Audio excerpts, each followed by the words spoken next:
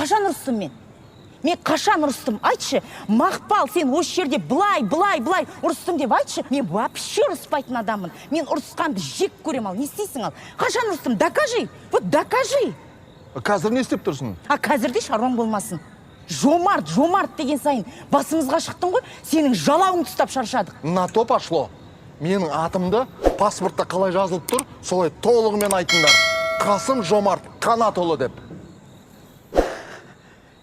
Сен бар ғой, әкеңнің арқасында осылай жүрсің сен. Әкең қонақ үй тастамағанда сен кім болар ең? Айтшы, вот кім болар ең сен? Мақпал! Все, замолчи.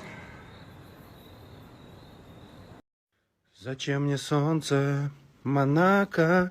Для чего, скажи мне, луна в Сан-Тропе? Мне бы просто выжить как-то, накопить бы денег на МРТ.